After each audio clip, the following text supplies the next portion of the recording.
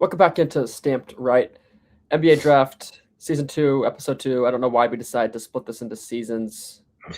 I guess that's what a 7-month hiatus does. But we're back for a second episode. Staying true to our roots, staying consistent, Killian. I'm proud of us. We didn't miss a day. Not yet. Yeah. 2 for 2 so far. So we've got some interesting stuff on deck today. I think we're both still starting to formulate some thoughts on players and things like that. So we're getting to that point. Not yet, but we're making slow and steady progress. I know Killian made some progress. I think it's on my to-do list this week to start getting some actual grades down, stuff like that. So maybe next week we can start. What was that? It's my dinner. I'm having some yogurt.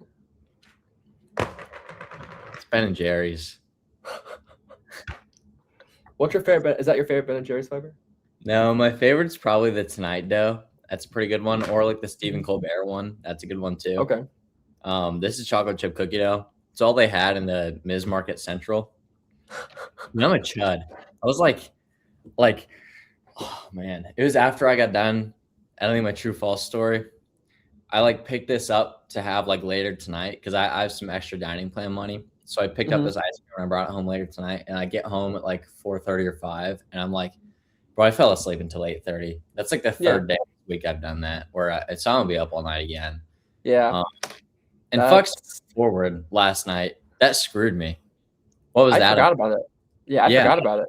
It was I was up writing at 2 a.m. and I see the fucking time switch. I was like, dude, are we serious? All right. So I lost an hour like that. So I gained it back by sleeping all night tonight. Whatever, bro. I'm actually chud. That's disappointing. I did not know the time switched. We're recording this on Sunday. Did not know the time switched. That was news to me. Yeah, I'm not a huge I don't have a lot of Ben and Jerry's. I'm not gonna lie. Not because I don't like it, just because I don't seek it out. When I get ice cream, I typically get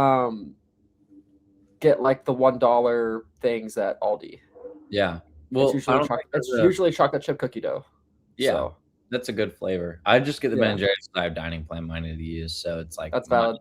Might as well splurge. That's valid.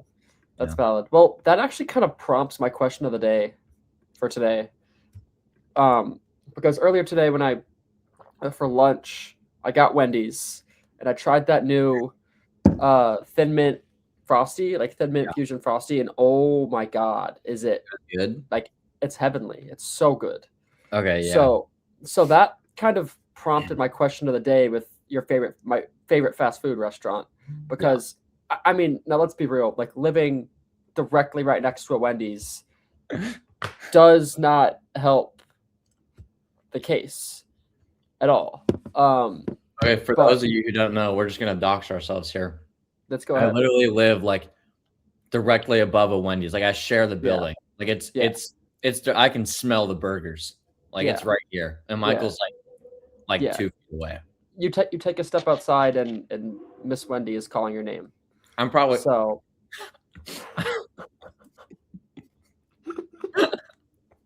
She is, bro. All right, bro. I'm probably averaging 2.5 Wendy's trips a week. I can't lie. Yeah, it's at least 1 or 2. Those and the free Frosties. Yeah, I'm creeping up on 3, honestly. I'm a Frosty demon. I'm not gonna lie. Yeah.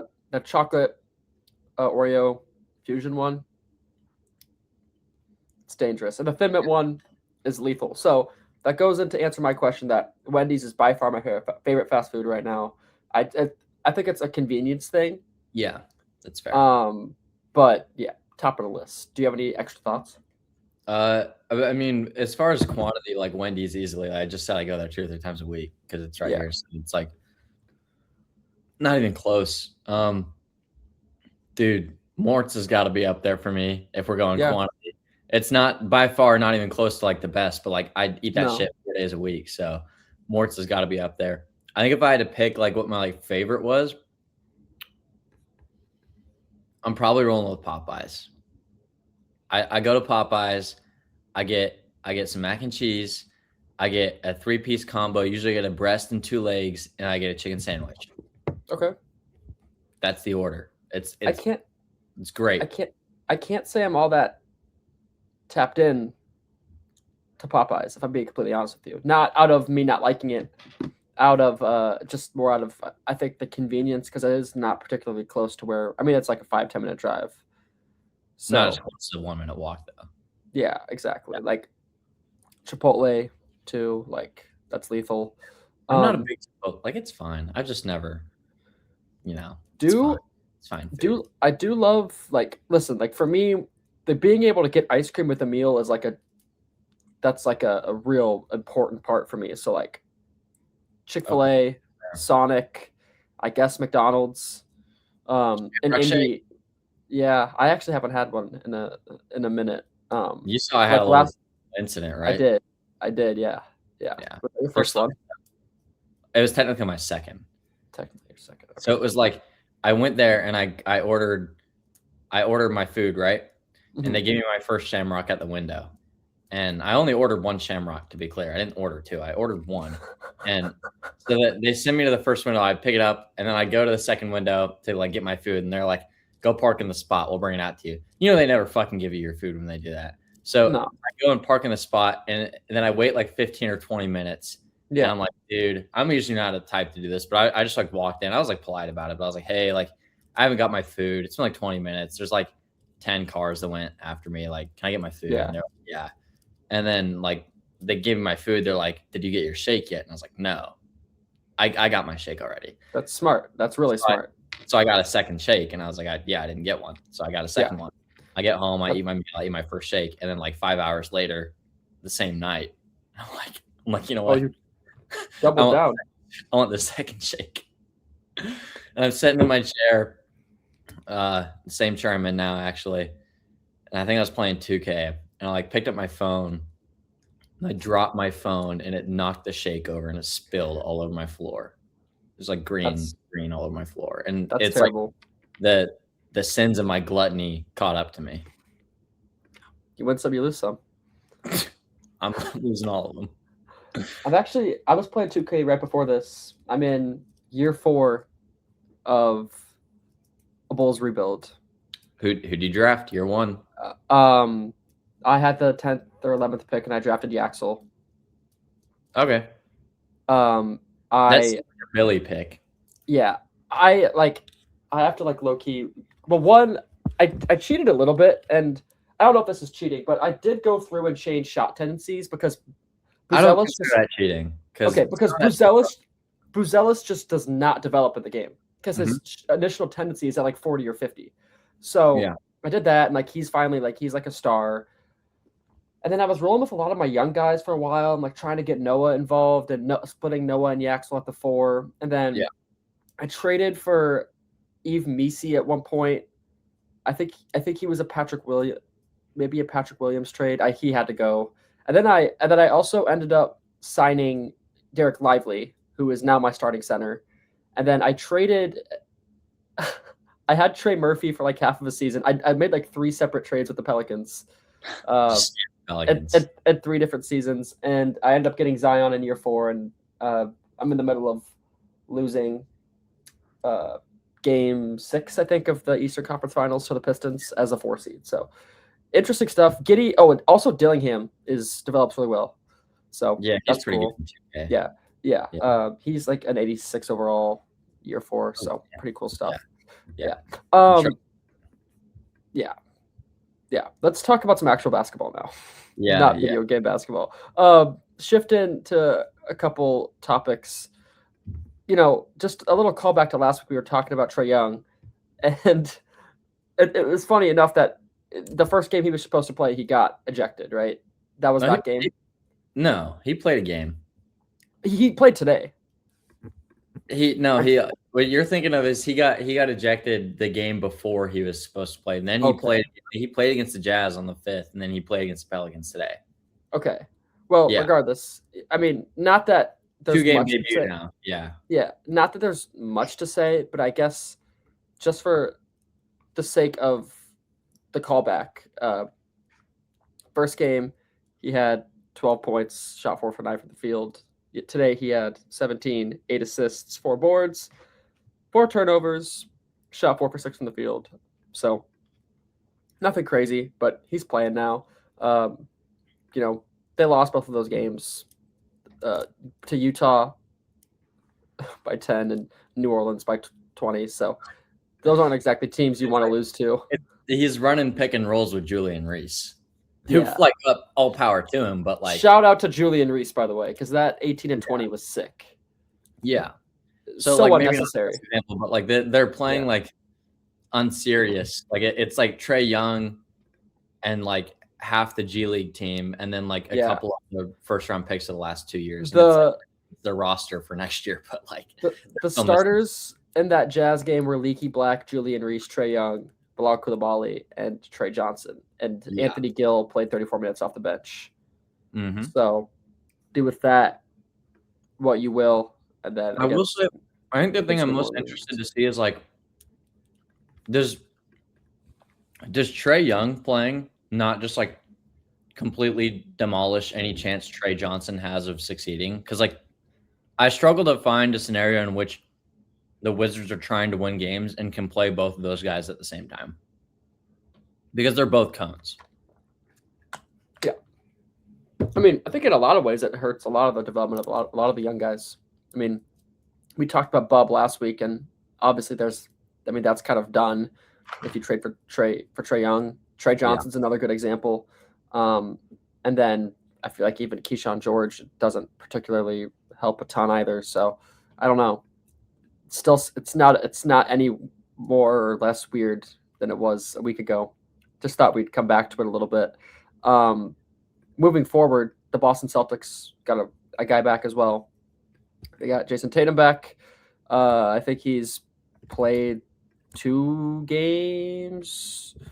1 game, excuse me. He played against the Mavericks. Did you see what Jaylen Brown did to him? He actually did play today. He did play today as well. What did Jaylen Brown do? Jaylen Brown threw him a suicide lob and or a hospital lob. And the first game back, he threw that shit to the moon. And Tatum kind of tried to jump and then was oh, that's just not happening. Yeah. Maybe not. Maybe let's not do that. He doesn't look great, but most of it's just very clearly he doesn't have any sort of rhythm, which is expected and fine. Yeah. This is what he has 20 games to find. Yeah. I will say 15, 12, and 7 to start is not horrible by any means. That's productive still. There's still benefit out of that. So and it shows that really the only area he's struggling in is finding his scoring rhythm, and that'll expected for a guy who hasn't played in a while. Exactly. And he has however many games to find that. And if he does, and Boston is still winning, then I think that's pretty scary, because they definitely were one of the, I don't want to say they're not the biggest surprise of this year, but the fact that they're as good as they are, they have been without Jayson Tatum is pretty impressive. And they've gotten a lot out of players who you really wouldn't expect. So interesting stuff there. Nikola Vucevic fractured his finger or something. I think he's out for a month, so that kind of sucks. But they still have some interesting guys. Again, we love Jordan Walsh, Barry Sharman, Hugh Gonzalez, Ron Harper. I'll die on all 4 of those hills any day of the week. Ron Harper Jr. hit one of the craziest, or one of my most memorable college basketball shots of all time. It was a half quarter against Purdue at Purdue. I wasn't there. I just watched it on TV with my dad and brother, but that was one of the craziest shots I've ever seen. And that was a Zach Edey Purdue team. Yeah, I don't remember that, but that's pretty crazy. It was very interesting. Kind of on your point of the Celtics being unexpected. I remember, I don't know if it was me and you talked about this or me and one of my other friends, but I remember being wary of drafting Celtics guys in fantasy basketball, because I was I was like, hey, I kind of think they're gonna play 2 months and then just like punt the season and tank because it's like why Yeah. wouldn't you tank in 2026? And then they ended up Mhm. and they started the year like below 500. Like I think at one point like around the time there's like 25 games through, they were maybe like 13 and 14 or like something like that. I feel like I have a memory of them being like below 500 for a little bit. Maybe a Um, little bit. and the fact that they stormed all the way back to the 2 seed and have a pretty compelling case as the best team in the East is awesome. Um, but I think what was that? Did you hear that? Yeah, Did you hear it through me or like outside of your place? that was through you. Oh my Is it a god. car? I think it was. There's motorcycles that go in the back Oh, of yeah. Okay, that's gotta be it. our back parking garage like all the Yeah, time. Like, yeah, because why not at 10 p.m. on a Sunday? yeah. But Fucking losers. I didn't expect the Celtics to be like good. No. Especially considering it's like the Pacers like punted their year because Halliburton Yeah. went out. They're oriented a little differently than the Celtics, and they had some bad injury luck outside of Halliburton. But it's Yeah. what the Celtics have done and then what the Clippers have done are both pretty objectively impressive in my opinion. And it's like wow, like these teams being good is I mean, does Joe Mazzulla have he has to have a coach of the year, right? You'd think so. They could give it to one of the trendy like fucking the Hornets guy. Maybe Joe Mazzulla Branch. Charles Lee. Yeah. He hasn't won a okay, that's a crime. I thought he didn't. Yeah, Joe Mazzulla has to win a coach of the year. And like I understand like it always gets given to the team that's like the breakout team, like the trendy, like the Charles Lee Hornets or like the Mike Brown Kings. Like I'm fucking sick of that, bro. Let's give it to a coach who has the same roster or worse than last year and keeps them at a high standard because it's like I don't care for a team that like adds like 4 players and like obviously gets better in the offseason and then gets better. Like I don't give a fuck. Like give me the Celtics who lost their best player and like are now still arguably I mean they're better there's an argument that they're better this year than they were last year. For Like sure. so I want to see that. In my opinion, I think he has he probably should win coach of the year this year. Yeah. And then I mean the Detroit guy. Who's in Detroit? yeah, JB. But like yeah. Okay. Yeah. Yeah, and like that's fine. Like you can give it to them, I guess, but like I'm more impressed by what the Celtics got going on personally. For sure. Yeah. I mean, I wouldn't have ever expected Detroit to be the 1 seed. So I think he should have a claim too. But JB also kind of has a history of getting the 1 seed and shit in the bed, though. So if that happens true. again, I don't know about if I'd feel like giving him a 1 seed or giving him. That's true. That's true. Do you see what Kenny Atkinson said either yesterday or today? No. He said Derek White's the top 5 player in the league.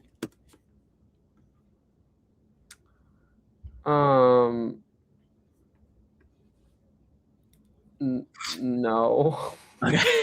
A lot of hesitation there. It kind of scared me for a second. I was like, well, I mean, like, no, he's not a top 5 player in the league, but like, that's obviously like a pretty out of proportion. But like, like, he's not a top 5 most impactful guy in the league either. But obviously, you could probably make a claim that he's one of the most impactful players.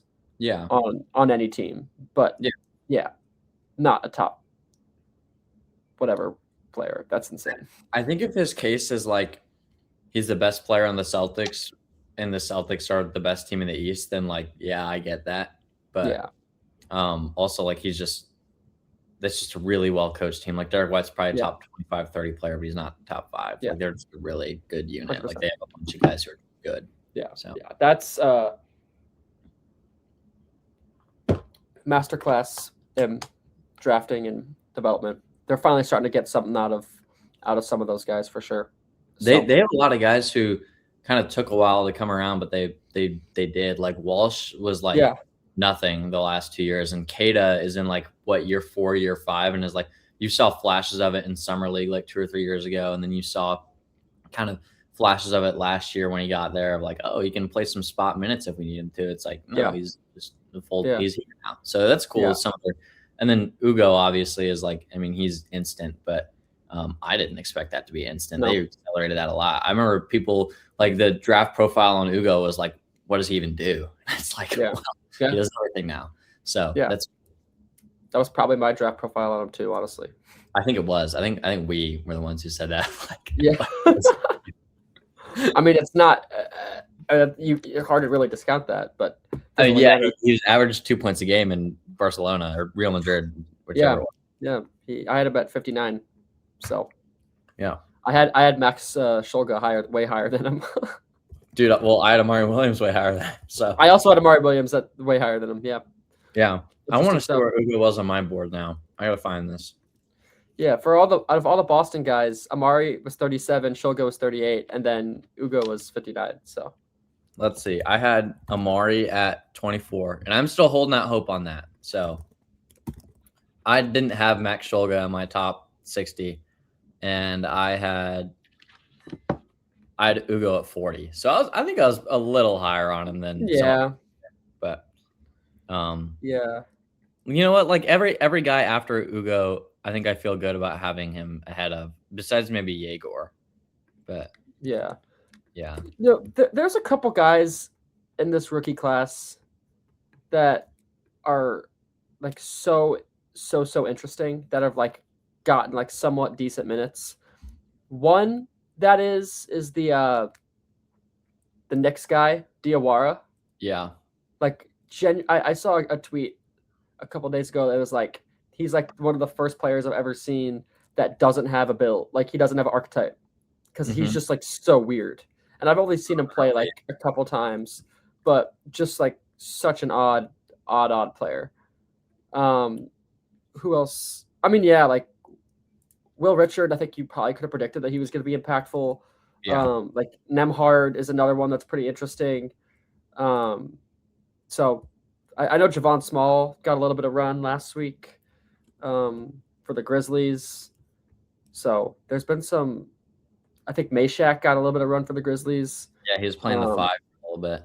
Yeah, my apartment, we are not Yannick Conan-Niederhauser fans.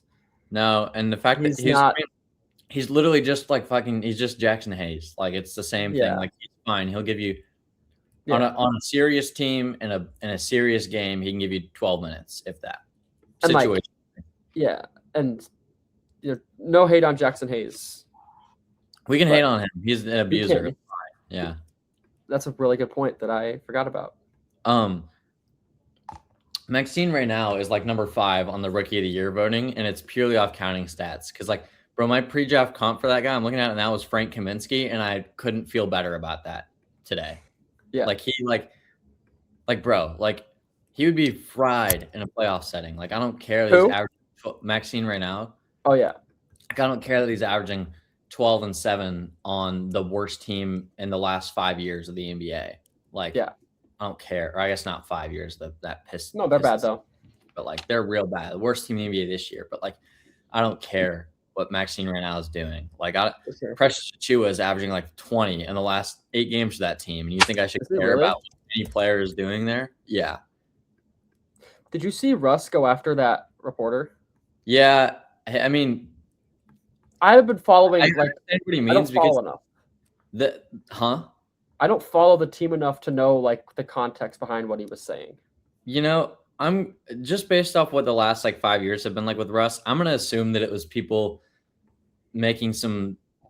putting out some information about like him being a questionable leader, or them saying what they think is going on in the locker room, which is something you should probably never do. Yeah. And then that's what he was referencing. Now, I mean, I don't know, because I also don't keep up with King's Twitter enough. So I guess I don't really know. And I guess I'm just making assumptions, but I'm a little inclined to trust what Russ is saying just because we've seen the same thing for the last 5 years. So yeah, I know. I completely agree, and I trust Russ too. I was just curious. All right, another fun little question of the teams who are tanking. So, I mean, I don't know. I don't want to put Indiana in this conversation. No. For obvious reasons.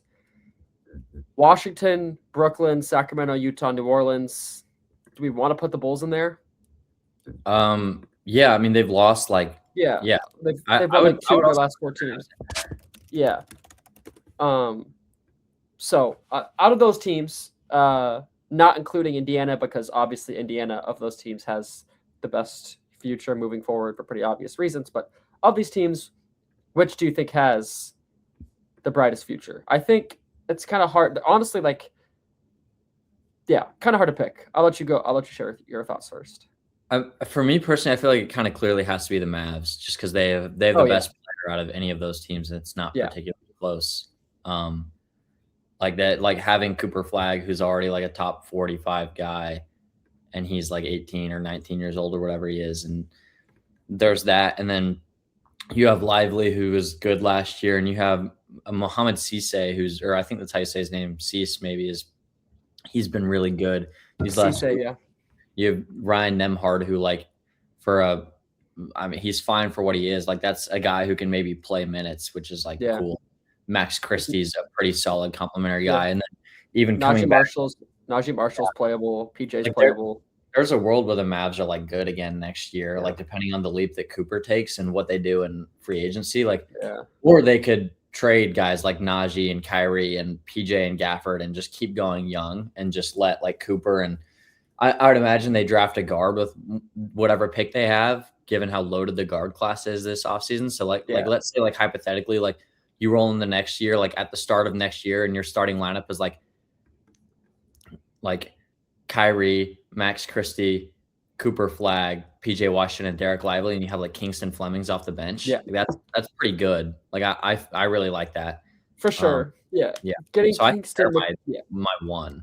yeah, getting Kingston, McKell, or Acuff feels like it would probably be the best case scenario for them. Yeah. Or Wagler maybe. Yeah. Any of those guys that Any I'm of cool those four. moving on. Yeah, they will for sure be. And then obviously anything better, they're gonna take with open arms. Oh, I mean, I agree with you. I mean, like Utah feels like they have pieces there that Mhm. there's some positivity, and I think like with Laurie and Jaren Jackson is interesting. Um, I don't know if Walker Kessler stays or not, but He's like then the new Miles Turner, where they're just like yeah, want to trade this guy every 2 months. I don't really get yeah, why he's a good I don't player. either. He's a very good player, and I don't know if Jaren like does Jaren Laurie and Walker Kessler work on this at the court at the same time? Like, That's three guys who can't dribble. That kind yeah, of scares me. yeah. I mean, like Laurie maybe a little bit, but not really significantly uh, Yeah. whatsoever. So I don't know. And then like Keontae George has obviously been pretty impressive this year, and then the like plethora of draft picks they've had over the last 2 years. Uh, Ace Bailey has been horrible, and then Collier's not great, but like he's a backup point guard and he's still young. Cody Williams is pretty bad, but he's still young. Filipowski is fine and he's still young. Then Sensabaugh is pretty solid too. So I mean, they have solid young guys still, that there's still enough to build around. And it feels like if they get like landing like Darren or AJ would probably be best for them if they're able to get one of those guys. But also, like I think one of the point guards too could work there, and that could be a pretty interesting team. It's kind of I feel like outside of like Dallas, for me, it's kind of hard to like get excited about some of the tanking teams in the West, just because it's just like it feels like it's so hard to break through. I Mhm. mean, OKC is not going anywhere. San Antonio's not going anywhere. Minnesota's not going anywhere. I mean, Denver is going to be good as long as Jokic exists. The Lakers will be good as long as Luka exists. The Rockets are going to be. I mean, like all of these teams are going to keep being solid. So like, Yeah. I just like have a really hard time envisioning how New Orleans, Utah, Sacramento will, especially Sacramento. Oh my God, how they'll be able to break through. And like Dallas obviously has a window. Like Dallas can absolutely be better than Portland next year, and like maybe the Clippers or something like that, or like maybe the Sun. I don't know, maybe there's something like that, or the Warriors, depending on what they do. So I don't know. Interesting stuff. I mean, yeah, the Kings suck. New Orleans is kind of interesting just because they have a like weird combination of young guys and a vets that maybe there could be something that comes together there with the right players, but it feels like they've had the same core guys or like somewhat core guys for a little while and just hasn't really come together. So I feel like at some point you would have expected that to work out.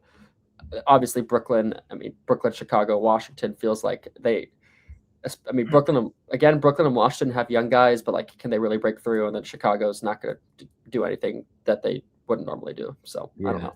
I mean, Washington and Utah kind of remind me of each other in the sense of like, Yeah.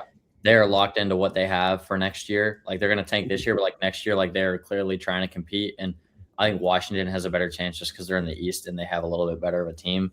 And then Utah is like, they are in cap hell. I mean, they're paying a lot of money to guys who are maybe not very great. Like they're good, but are they great? I don't know. Yeah. And so I like Utah as a team that can like I'd be surprised if Utah wasn't in the play-in next year if they were healthy. But I don't know if I like unless they get Darren Peterson. I don't think they'll be like contenders anytime soon. I think it's crazy. I mean, if you count the Grizzlies as a tanking team, I think I probably like what they're doing the most because they have.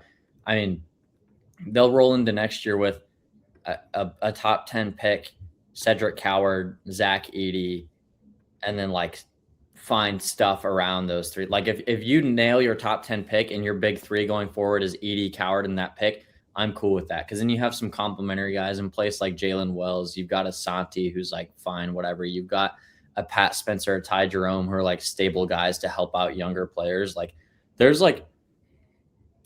enough stuff there to where I'm like, they could, depending on what Cedric Coward turns into, like they could be pretty good. So yeah, and I feel like I trust Memphis as a developmental team. Yeah, I don't trust the end. Yeah, and Memphis has got a lot. Again, one of those teams that have got a lot out of guys who I never thought would be all that great. So feels like Ty Jerome's averaging 19 a game in his 10 games he's played this year. Like that's impressive. Like Cam Spencer, Scottie Pippen Jr. I never really had expectations for Jalen Wells. So there's interesting. Wasn't Jalen Wells a rookie of the year? Yeah. One of the three last year. Yeah, he was in the finalists. Yeah, interesting. He was like the best defender on a playoff team. So yeah. So interesting stuff there. Let's talk some college basketball really quick. Obviously March Madness is around the corner. We have conference tournaments going on. Yeah. Right now as we speak, or maybe they're done. I keep getting real notifications. I think there's random ass games going on at the moment. Nothing that really is relevant to us or pertains to us. Michigan beat Michigan State today, number 3 and number 8. So there's that. The Sun Belt semifinal is going on right now. Marshall is up 1 on Georgia Southern. Marshall's my pick to win that conference, so I'm gonna have to. Really? Did you go through and pick each conference?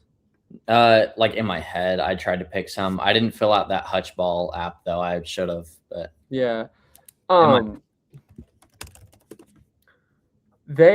Georgia Southern has a guy on their team named Spud Webb. That's awesome. SPUDD. Did you watch the end of the ASUN championship? Was that the Queens game? Yeah. Did Queens win? Yeah, they were up like they were 6 with like 40 seconds left, and Central Arkansas came back, and then Queens ended up pulling it out in overtime. I saw a whole bunch of Cameron Hunter propaganda on my timeline. The Central Arkansas that was from Owen Jury. Yeah, no, it actually wasn't just him. Oh, okay, yeah, multiple people. He was one of them, but multiple people. Yeah. So anyway, we're college basketball's March Madness is here. Excuse me. So we're gonna go through and talk about a couple teams we're excited to see play in March Madness. Not the ones that you would necessarily expect right away. So, Killian, you want to give me a team that you're excited to watch / like? Yeah, I mean, I kind of touched on it last week, but like I think Kansas is such a prominent they are college basketball. Like they're one of like the 4 or 5 teams like you have to like college basketball, like Kansas.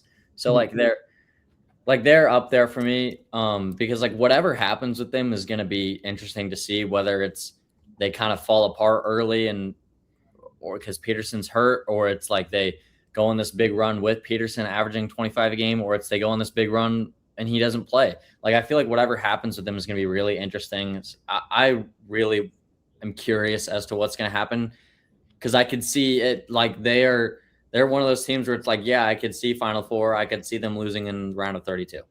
I don't know. Yeah. And so I'm really interested to see what happens there. And then a team that I think will be really fun for March is A&M, just because like the Buckyball, like they're built for like some. I would be shocked if if they didn't have some like bullshit happen in their game. Like whoever they end up playing, like they're fast, they're chaotic, they just press, they run, like they are built. They're built for March. Whether it's going to backfire on them or not, I don't know. It very well could. But I think whatever game they're going to be in is like going to be some like must watch shit. And they're going to have like a 9-point last 30 seconds of the game or something like that. And it'll be fun. Yeah. Joel Lenardi has them as a 9 seed in the West region, playing UCLA and the Arizona bracket. One team I'm excited to watch is Iowa State. I love Joshua Jefferson, and I love Milan Momcilovic. Killian Torre is really fun as well. I think they're very well rounded, very good on defense, but they can score a lot of points. And Momcilovic is like such a if he can easily make 10, and he could also easily go 2 for 10. Not that he's like streaky because he's shooting 50% from field, but he's very like kind of a flamethrower guy that could be really interesting. And also the fact that he's so big, like I just not even as a prospect, but just as a player in general, it's kind of an intriguing player. And then they have some fun guys. Some of their young guys, Jamarian Bateman's been kind of fun. Xavion Mitchell's been kind of fun at times. I know Tameen, or I think it's Tamin Lipsey. Tamin Lipsey, I don't know. He's been there for all 4 years, so shout out to that. Respect. You don't really see that much. I don't know. I think I would pencil them in as an Elite 8 team. Like it feels like they're just really, really solid and can win a lot of games. So that's kind of what. Yeah. On record. Yeah. All right. We'll see. Yep. I don't mind. They do feel like a pretty safe squad. Like they don't have a lot of holes. Like I see where you're going. Like there's not a lot of like teams that are like a nightmare pull for them where it's like, oh fuck, like if they pull this team, like they're not winning. Yeah. Not that they're going to win. Yeah. Not that they're going to win every game, but I feel like I trust them to beat any style of team. So maybe the only thing that I would say they lack a little bit is they're not the most like jump out of the gym athletic team. But like Jefferson's very physical, very strong. Lipsey's very physical, very strong. Killian Torre is like insane on defense. He's so good. Buchanan is a hefty guy. Heisey's a hefty guy. So they're very physical. And the Plata guy, he's like a German. I think he's a freshman. Also very physical. So I think that they really have that going for them that can counteract some of their lack of athleticism. Another team that I love, we just watched play a couple nights ago or a couple days ago. I guess it was yesterday. Oh man. Yeah, I know. But I'm really interested by Arkansas. Yeah. And they like how good they looked without Acuff, like really intrigued me. And like Mizzou played really good, I think. And Arkansas also played really good. It wasn't like Arkansas had a down game. Like they maybe did a little bit, but Malik was awesome. And then Brazil, I feel like we're going to be talking a lot about Trevon Brazil over the next couple months. Even though your Twitter got slimed for making that take, like I think we both see the Trevon Brazil vision. And they certainly have the offensive capability to go win a lot of games, and that they are extremely athletic. And they are at moments very good defensively. So my only thing is I'm not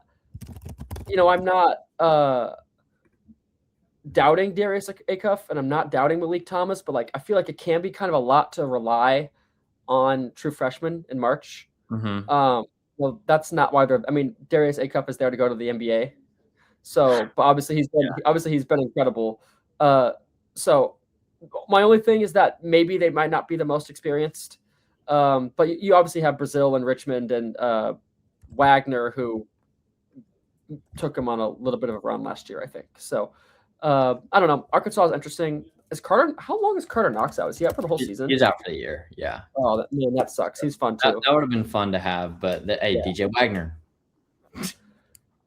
There was times that kind of didn't look bad yesterday. No. Yeah. Isaiah Seeley's cool too.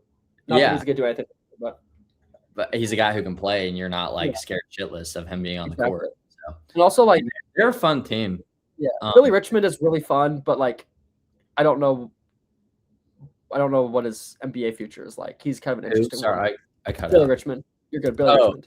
I mean, he'll probably get drafted for sure. Like, but you're right. He's fun. Like, he's gonna provide some energy plays, and especially with Acuff, like Acuff's gonna be able to find him in transition a lot, and that'll be fun. Yeah. Like he can kind of. Him and Malik Thomas are really good at, I think, like blowing a game open. Like when in a close game, obviously you're going to Acuff, and then you trust Trayvon in those big moments. But like as far as like you have like an 8-point lead and you're trying to get that out to a 14-point lead. I mean, a Malik Ewan rebound to a like quick to like Jesus Christ, quick to Acuff, and then like a 50-foot outlet pass to Billy Richmond flying down the court like that. And then to push like Did you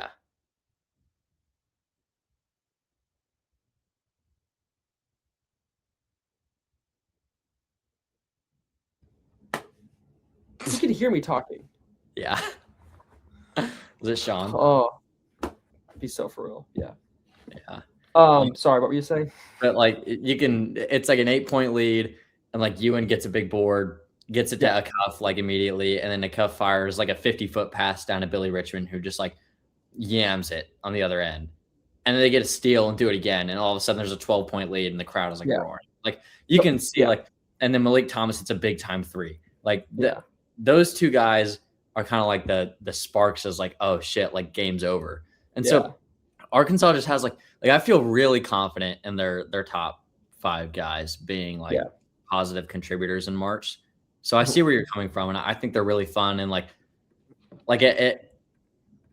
Cuff going out last night was interesting because it's like you got to see what it looked like when they can win a game against a pretty good team, even if Acuff were to have an off night. Like Malik Thomas can win them a game. Trayvon Brazil can win them a game. So I think they'll be good. And they were close last year. Like they went out close. Like they can. I like them. So I agree with you there. Absolutely. Do you have another team for me? I want to see who makes it out of some of these mid-major conferences first. But let me tap onto the game. Marshall's my pick to win. They lost. See ya, Marshall. Number 10, Georgia Southern, dude. Jesus. There's been a lot of that. So I'll wait a little bit before I don't know. As far as like other teams that obvious teams that I want to see and see what they do. Like I'm intrigued to see what Miami, Ohio does. I mean, they need to fucking make it. If they don't make it, that's a disgrace. But I'm interested to see what they do. I think Iowa is going to be really fun just because of Sturts. Like Florida, like I'm not all too excited for, but like they're going to be good. No matter what. So I mean there's a lot of teams that I'm excited to see. UCLA, I think, is going to Donovan Dent's playing real good. Yes, he is. To end the season, and that's they could be on some upset watches. That you said they're projected to play A&M right now. Yeah, I think so. It'd be a hell of a game if that happened. Do they still have Eric Daly? They do. He's cool. Yeah. Xavier Booker, also kind of a cool player. Yeah. Sky Clark. But Sky Clark. Also, Mick Cronin is the biggest crash out of all time. Yeah, that'd be funny because even if they lose, then you get to see a Mick Cronin Yeah, like yeah. toddler Kick a camp. player out. Kick a player out in the middle of the game. Yeah. All right, one more thing. Switching back to the NBA here, and you made a really interesting point by saying this, Killian. I'll let you open it up first. But Golden State Warriors, share your thoughts with me. Before you say anything, I will say I'm in a close fantasy basketball matchup this week, and I'm gonna lose, but it would have been a blowout if it weren't for Guy Santos. He delivered a very nice performance for me against the Thunder. So shout out to Guy Santos. But I'll let you roll with the Warriors. Yeah, so with them, it's interesting because they're an 8 seed in the Western Conference, and Portland and the Clippers are certainly trying to catch them. Steph hasn't played since I think January 30th. So like it's been a minute, man. And I'm not gonna fact check this, but I can guarantee you they have a losing record since. So like a losing record in the whatever 12, 13 games Steph hasn't played. I don't know how much longer he's gonna be out. Well, there's not that much time left. I don't like if they really wanted to, they could be like, "Hey, Steph, sit out. We're gonna get in the lottery." Like they could try it. Because I think the difference between pick 10 and pick 17 is enough. It matters enough in this draft to consider it. So I think that's something worth considering because realistically, if Steph comes back, do you see this team winning a playoff series in the West? I don't think I do. Maybe if they claw, because I mean, one of the top 3 seeds is going to be, or the top 4 seeds are going to be probably OKC, Denver, San Antonio, Houston, in whatever order you want. I don't think Golden State's beating any of those teams. So they're done. They're a first round exit at best. I think it's worth considering getting a top 10 pick, and whether you use that on a guy who's going to help Steph immediately next year, or you kind of go let's get Mikal Brown. Steph's going to retire in 3 years. If you want to do that, that's fine. You're muted, by the way. I don't know if you know, but I'm such a dumbass. Yeah, I didn't know if you're Nate Ament was the guy I said. Okay, yeah. So maybe. I think it's interesting what they want to do because their roster just isn't that good. So yeah, I personally think they should punt, but also that's me not knowing what Steph is feeling. What is Steph going to react like if they punt the season? Is he going to be like, you guys don't give a fuck, or what? What's his reaction? So, I mean, obviously you got to check on Steph first because he's the franchise. He will be. So, I don't know. Have I had Sour Patch Kids? The jelly beans. Oh, I have not. I'm a big jelly bean guy though, so maybe I'll tap in. Where the hell did you even get that at? I don't know. My mom got them for me. Oh, shout out Mrs. Stamps. Yeah, right. But I kind of think they maybe should, but I also don't really care because they're not going to do anything either way, and I don't really care for them. So do whatever they want. I mean, Steph's a pretty likable historical player, so you kind of want the best for him. Boone, though, so he's been losing some points in the last 2 years. I can't lie. I don't know, man. Steph Curry is Steph Curry. But I will say, part of me definitely does feel bad for him because the team they have assembled around him over the last couple of years is just fucking abysmal. Yeah, them and the Bucks are right up there for worst roster building and management in the league. They both genuinely, and I mean, Brandon Pajimski is one of the most feels like one of the most unserious players. He's the new D'Lo. But he's not as good as D'Lo ever was or will be. Well, I mean, Brandon Pajimski right now is better than D'Lo was the last 2 years.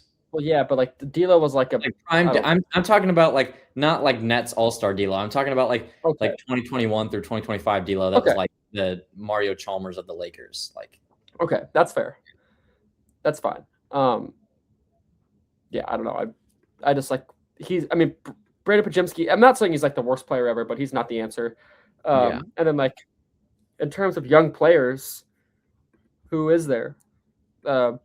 Moses Moody is pretty capped out. Yeah. I mean, Quentin Post can I don't maybe think be your young players are really gonna get better. no. I mean, you have Quentin Post and Guy Santos and Will Richard are cool developmental projects as depth guys, and I have no issue with keeping them around. They can be in the league for a while. I don't have any doubt about any three of those guys, honestly. And it's pretty I never thought Quentin Post was going to contribute in the NBA. Never really thought Guy Santos would either, and Guy Santos has been decent recently. I mean, good for them, but those are not, you're not building around them. You can have them long term. So, and for shit, sorry, for depth pieces. So yeah, I don't know. We're children, bro. We're eating Ben and Jerry's and jelly beans at 10:30. That's actually embarrassing. Yeah, a little bit. So should the Warriors punt? Yeah. Yeah. Yeah. I mean, just a little swoop. Right now they're picking 15th. That's what this Tankathon order says. So right outside. Jaden Quaintance, Braylon Mullins, Thomas Huck. Braylon Mullins would be Pete. Cool. Yeah, Pete. Not Bennett Sturts, probably. Christian Anderson maybe would be cool for them. So then taking a point guard would be like the Packers taking Jordan Love, where it'd be oh shit. Yeah. Not really necessary. Maybe you develop. I don't know. There'd be options there. So yeah, you could still get a guy who's under 20 years old, and maybe they become a high level contributor. So yeah. I like your draft here. Yeah. Interesting. Yeah. I only kept it with 3 because I'm gonna have to do some deep diving, and we'll see. We'll see here in a couple of weeks. There's gonna be a lot of guys that pop out. Yeah. I think there's a couple obvious ones. Yeah, I feel like we definitely have one of the same. Yeah, and I don't think Damn, I gotta stop with the jelly beans. Holy shit. I can't talk and eat.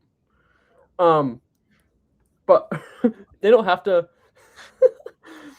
they don't have to be a 26 guy necessarily. Okay. So yeah. You want to make your pick first? Yeah. Okay. Allen Graves. Yeah. Feels like I don't really need to and I honestly don't know a lot about Allen Graves yet. He just a true freshman at Santa Clara is pretty interesting. He's shooting 41 from 3 and 50 from the field. Good rebounder, can stretch the floor a little bit. Seems like an interesting player. I haven't watched him a ton yet, but seems kind of to be the consensus. This guy's pretty cool. Yeah. It feels like with the era we're in now that he might not declare and transfer. That could very well happen. I've thought about that. Yeah, wouldn't blame him at all. But no, very, very much. That would very much make sense. So yeah, but there's also been some eyes on Santa Clara the past couple years, so it's would be not ridiculous especially if he has a good combine. It would be also fine for him to stay in there. Absolutely. Yeah. Okay. Well, then I'll pick a guy because I'm pretty sure you're gonna pick him, so I gotta pick him before you now. But I'll take Goon. Magoon Guath. Was he on your list? Yeah.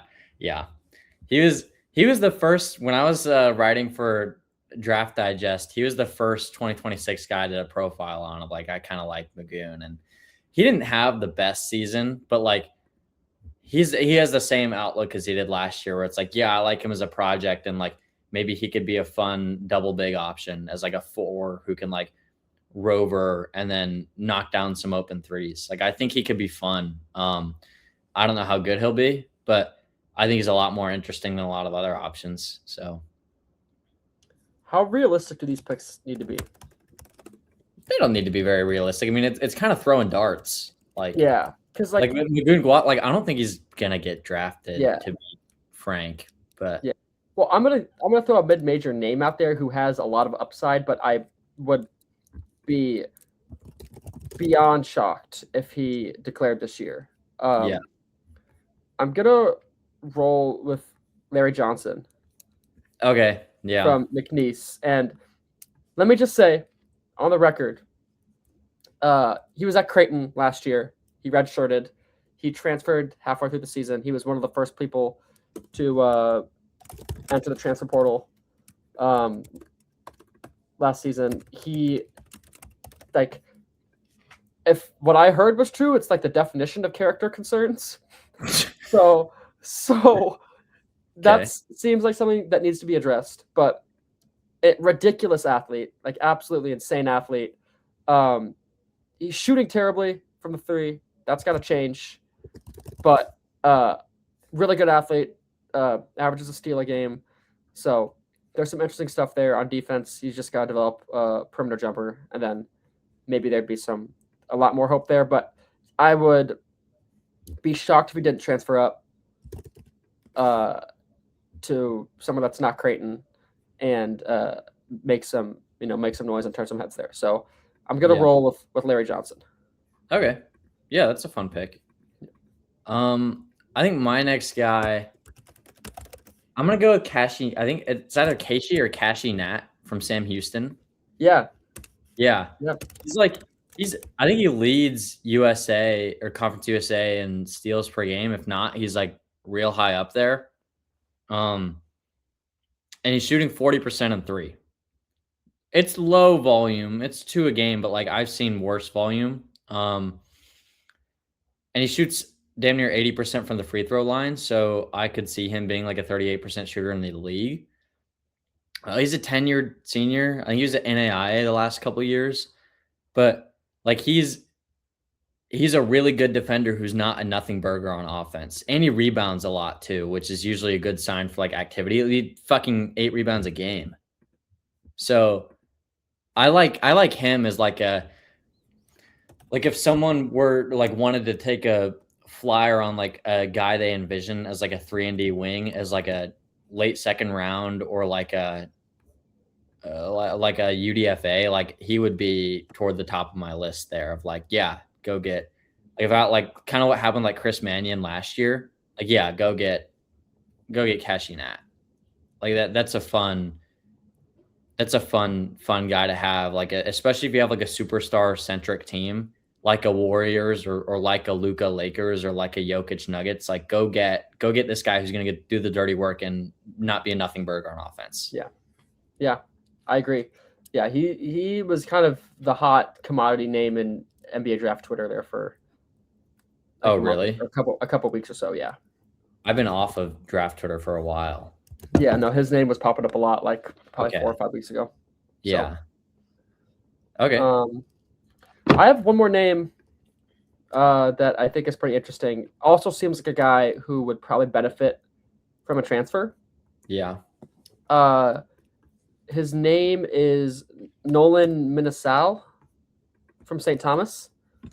6'5", 200-pound sophomore, averaging 24.6, 4.4 a game, shooting 51 from the field, 31 from three. Really, from my understanding, really good at getting to the rim. Excellent defender, and also just like scoring at a high enough volume and defending at a high level enough of the time. Also averaging 0.6 blocks, steal and a half a game. So he has some stock value. Really good slasher. Again, jump shot still coming around a little bit, but good finisher. He's pretty strong too. So I don't know a ton about him, but also feels like a guy who would probably benefit from transferring up to a better team. But the numbers look good enough right now where it's like you could probably take a flyer on him. Let's see if he can also kind of, I don't know if 3-and-D would be the right word, but he's strong enough and I think athletic enough to make a name and carve out a role as a slasher than a good defender. So I'm going to roll with this guy. Again, I don't know a lot about him, but I've watched a little bit and he seems to be pretty interesting. Okay. Yeah. I'll have to keep an eye on him. Yeah.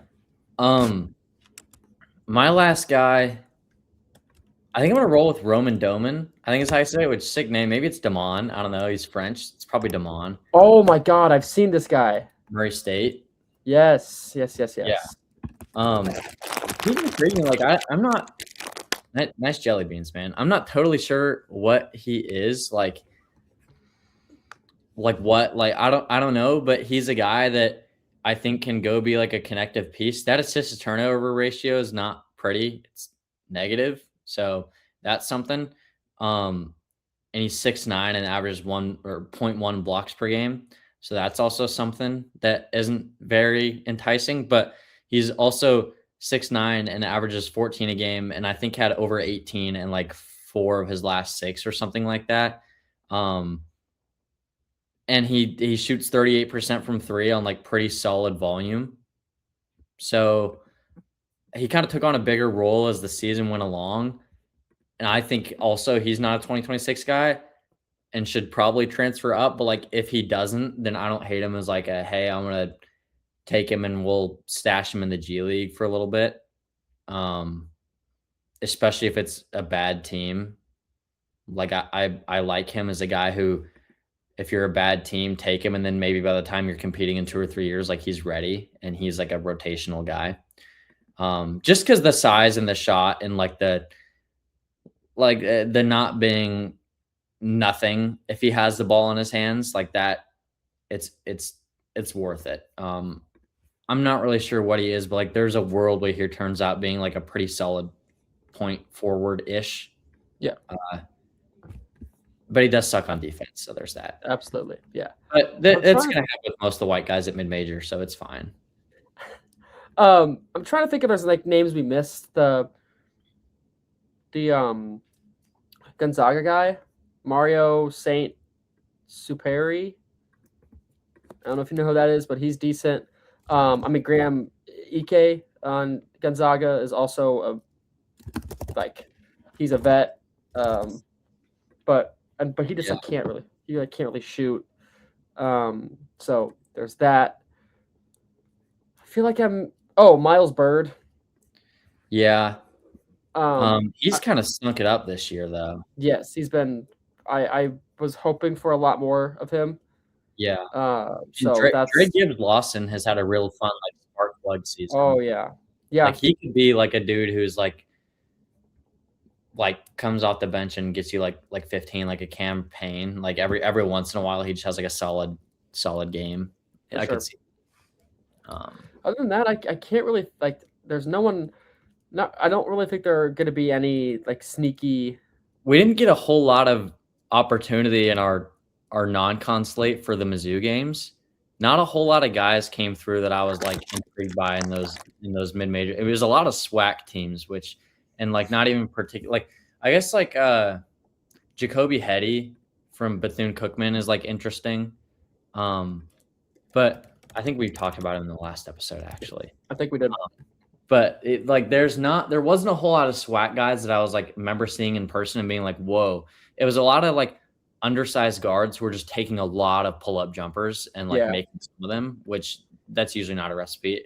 Ironic because I know I just said Dre Gibbs Lawson, but he's a little better at that than they are. So, but yeah, that we didn't really get the greatest opportunity to see a bunch of guys in our non-con slate. Yeah, I agree. I'm trying to think if there's anyone I missed off the top of my head. I'll have to go back and rewatch some of those games. I might as well anyway. See what'll happen. I mean, there's a chance like some of those like Bethune-Cookman will probably sneak into March, but no, I don't know about any of those other teams. I'll need to go back and look, but yeah. Yep, absolutely. Well, that's that, Killian. Do you have anything else you want to add to our conversation this evening? No, I don't think so, man. I got nothing. Yeah, no.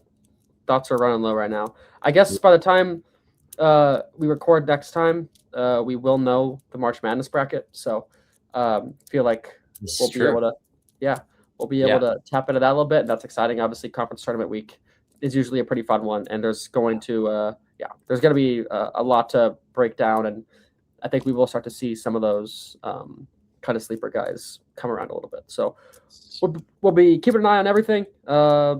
should be a fun week or so of basketball. Then obviously March Madness comes around, and depending on what Mizzou does, we might be busy, we might not be busy. It's an unpredictable basketball team. You just never really know with them. But we will be tuned in, and then we will see you guys all next Tuesday. Thank you.